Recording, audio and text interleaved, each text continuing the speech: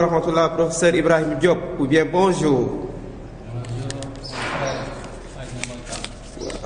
Professeur, quels sont vos objectifs dans cette présentation?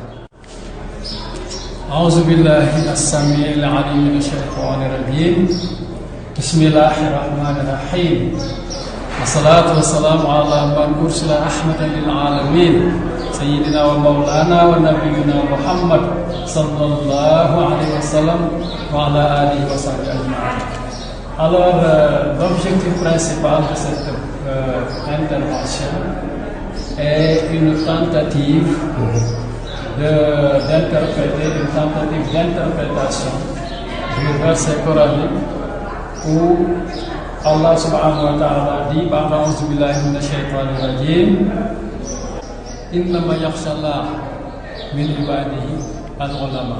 Ceux qui craignent le plus Allah parmi mes serviteurs sont ceux qui savent, sont les savants.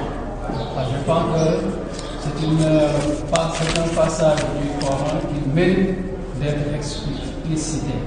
Pourquoi ce lien entre les savants et la crainte d'Allah subhanahu wa ta'ala? C'est ça que nous allons essayer d'interpréter à travers quelques versets coraniques, à travers ces éléments que nous allons vous présenter, Inch'Allah. Merci, professeur. Donc, professeur, quel lien avec la présentation du professeur Bapate Ndiaye? Si vous vous rappelez bien, mon cher Ndiaye nous avait présenté l'organigramme de la création.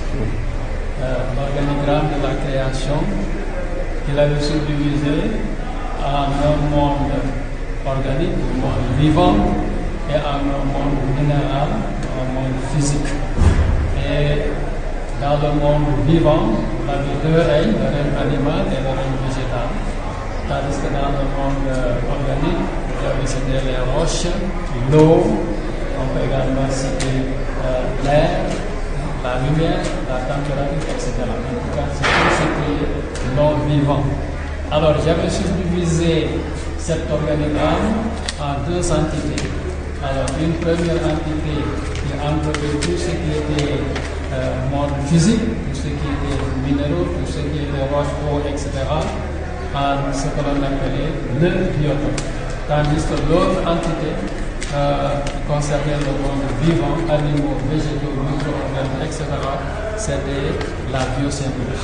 Et vous savez, les deux combinés, biocénose et biotope, constituent ce que l'on appelle l'écosystème. Alors ici, on peut parler de méga écosystème.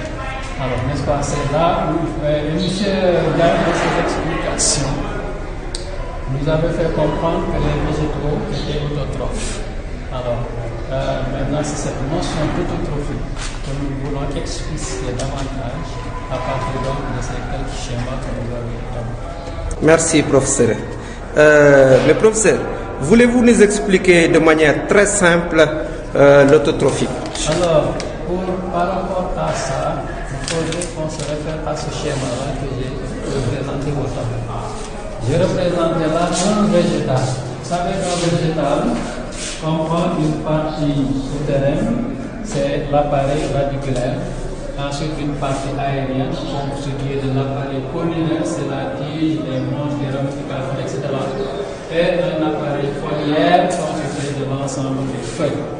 Et si vous observez, je représente là un certain nombre de flèches.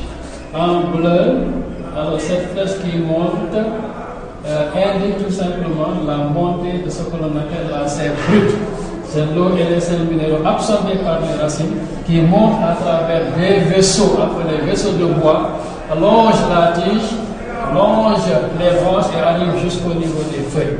Et cette sève brute, constituée donc d'eau et de sels minéraux, sera transformée en sève élaborée, en ce que j'ai représenté en rouge, ou sève nourricière qui va nourrir l'ensemble de la plante.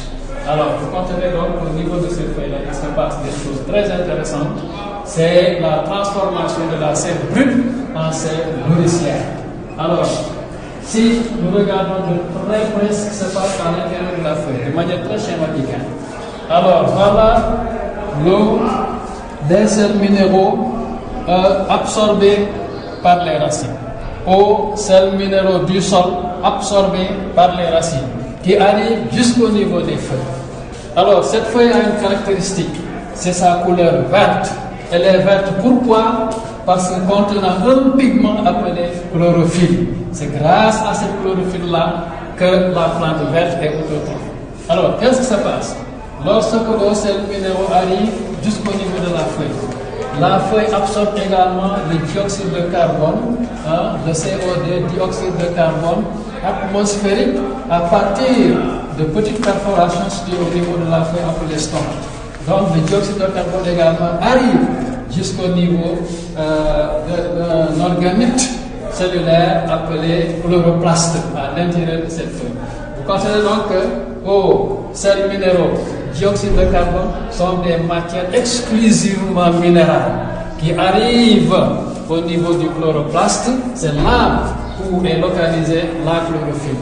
Et en présence d'énergie lumineuse, donc il faut obligatoirement une énergie lumineuse, en présence d'énergie lumineuse, le CO2, le carbone est intégré dans le monde minéral. Autrement dit, l'eau, les sels minéraux et le dioxyde de carbone ont servi à fabriquer de la matière organique en intégrant donc ce carbone dans la matière minérale, on obtient de la matière organique. Évidemment, le mécanisme se déroule là est d'une complexité extraordinaire. Ce qu'on appelle le cycle de Krebs, je pense que c'est inutile d'entrer dans ces détails-là. C'est d'une complexité et d'une subtilité extraordinaire. Et la production de matière organique s'accompagne de rejet d'oxygène. Alors, constatez donc que dans ce phénomène-là, il y a absorption de CO2, rejet de dioxyde de carbone. C'est ça que l'on appelle le phénomène gazeux de la photosynthèse. Phénomène gazeux de la photosynthèse. Alors, c'est l'inverse de la respiration. Puisqu'au cours de la respiration, on absorbe de l'oxygène et on rejette du CO2. Par contre, pendant la photosynthèse, c'est l'effet inverse qui se produit. Il y a absorption de dioxyde de carbone et rejet d'oxygène. Donc les deux phénomènes sont inverses, mais en réalité, c'est des phénomènes complémentaires. Peut-être prochainement, nous pourrons parler de cette complémentarité. Alors, pour en arriver maintenant à la définition, cette plante verte ou plante chlorophyllienne qui a la possibilité de transformer cette matière exclusivement minérale aux sels minéraux, dioxyde de carbone, en matière organique, grâce à sa chlorophylle, en présence de lumière, cette possibilité-là s'appelle autotrophie. On dit que la plante est autotrophe. Je reprends. La plante est autotrophe. Pourquoi? Parce qu'elle a la possibilité de fabriquer sa propre matière organique à partir de la matière exclusivement minérale, aux sels minéraux et dioxyde de carbone, grâce à sa chlorophylle, en présence d'énergie lumineuse, et ceci indépendamment d'un autre être vivant. On dit donc qu'elle est autotrophe. Voilà la notion d'autotrophie. Professeur, est-ce que vous avez d'autres démonstrations à nous montrer, s'il vous plaît? À vous faire, peut-être nous descendre et observer une plante in situ. Et là, je pense que nous pourrons très bien montrer cette chlorophylle-là. Sinon, nous avons un verset dans la sourate Yasin où Allah subhanahu wa ta'ala nous dit الذي جعل لكم من الشجر الأخضر نارا فإذا أنتم منه توقدون. C'est un défi qu'il nous lance. C'est Allah subhanahu wa ta'ala qui nous a mis à l'intérieur, au niveau de cette plante-là, de l'énergie que nous utilisons. Ça veut dire que la plante verte a la possibilité de fabriquer cette énergie-là que nous utilisons. Et si vous observez bien, tout ce qui est énergie utilisable dans les domestiques ou dans les usines, dans les industries, provient de la plante verte. Prenez le cas du charbon, prenez le cas de la lignite, prenez le cas du charbon, la lignite, la tourba, tout ça c'est du charbon, le pétrole, le gaz naturel, alors tout ça c'est des énergies que nous utilisons, des sources énergétiques, des ressources énergétiques que nous utilisons et qui proviennent directement de la plante verte. Comment? C'est parce que grâce à ce processus-là que nous venons de dire, l'énergie lumineuse est convertie en énergie chimique, que nous retrouvons donc dans la matière organique, que nous retrouvons dans le charbon, dans la ligne, dans la tourbe, dans le pétrole et dans les gaz, et dans le gaz naturel. Alors cette conversion de l'énergie lumineuse à l'énergie chimique n'est possible que grâce à la chlorophylle. C'est pourquoi le verset a bien précisé alors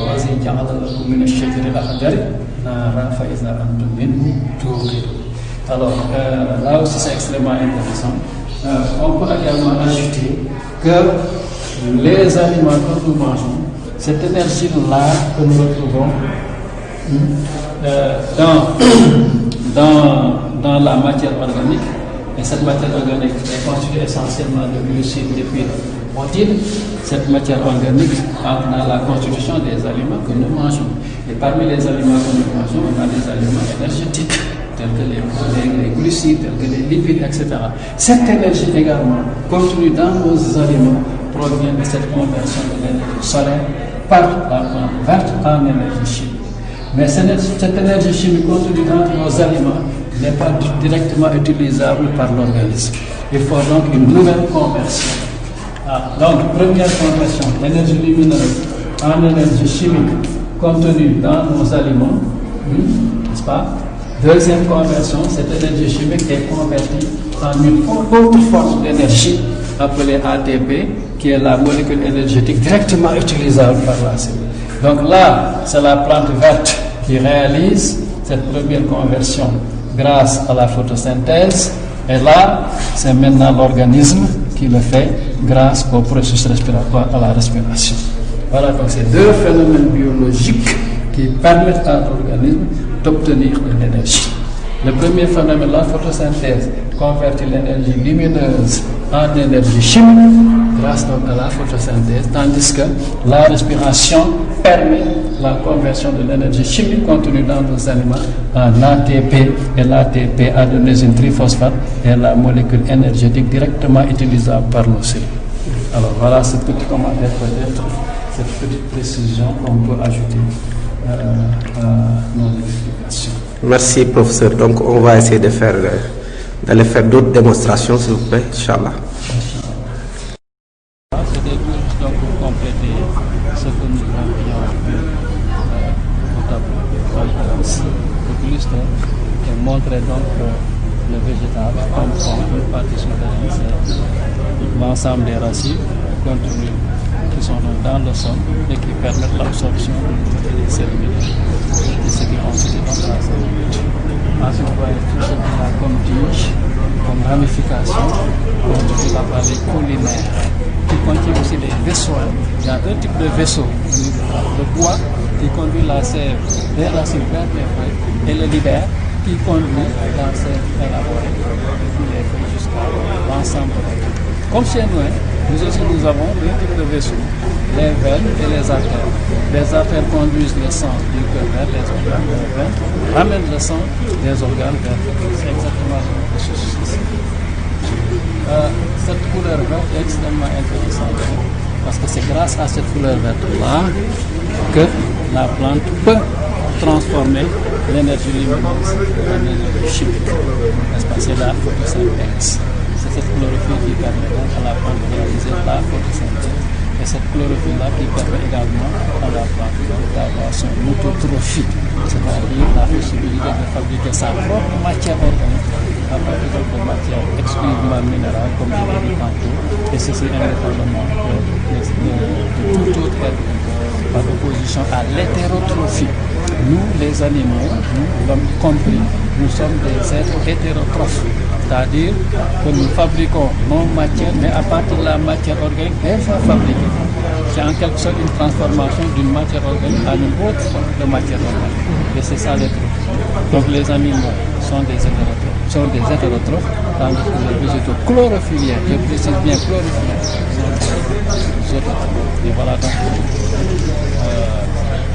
celui donc qui a la possibilité de créer ce mécanisme-là, qu'est l'autotron. C'est celui-là qui, le jour de la résurrection, va ressusciter les morts. Merci, professeur. هل لك سر عند الله بينك أنت وبين الله هل لك صدقة